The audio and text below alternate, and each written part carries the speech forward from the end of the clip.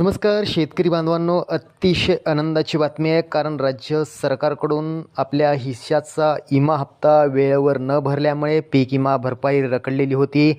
खरीप 2024साठी 400 कोटी आणि रब्बी 2024 आणि 25साठी 207 कोटी रुपयांची भरपाई अद्यापही शेतकऱ्यांच्या खात्यात जमा झालेली नाही आहे. याशिवाय खरीप आणि रब्बी 2023 आणि 24च्या हंगामातील 262 कोटी रुपये शेतकऱ्यांना मिळणं बाकी आहे. ही संपूर्ण रक्कम जी आहे ती पुढील 15 दिवसात वितरित केली जाईल, अशी माहिती आता राज्य सरकारनं या ठिकाणी दिलेली आहे. मित्रांनो, आपण या ठिकाणी जर बघितलं तर या ठिकाणी मित्रांनो, विधिमंडळाच्या अधिवेशनात पीक विम्याचा मुद्दा चांगलाच चर्चेत आहे. यापूर्वी राज्य सरकारनं 2020 आणि 21 पासूनचे थकीत हप्ते समायोजित करून काही भरपाई निकाली काढली होती. मात्र 2023 आणि 24च्या खरीप व रब्बी हंगामातील अनेक शेतकऱ्यांना अद्याप ही भरपाई मिळाली नाही. नियमानुसार जर बघितलं, विमा मंजूर झाल्यानंतर 10 दिवसात शेतकऱ्यांच्या खात्यात जी काही पीक विम्याची रक्कम आहे ती जमा होणं आवश्यक होतं.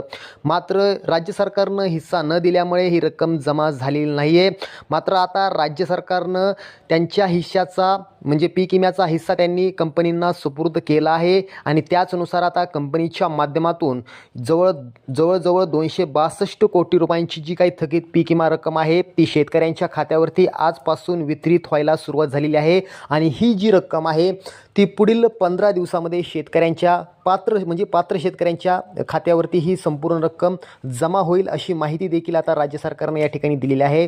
त्यामुळे शेतकऱ्यांना या ठिकाणी मोठा दिलासा मिळाला आहे.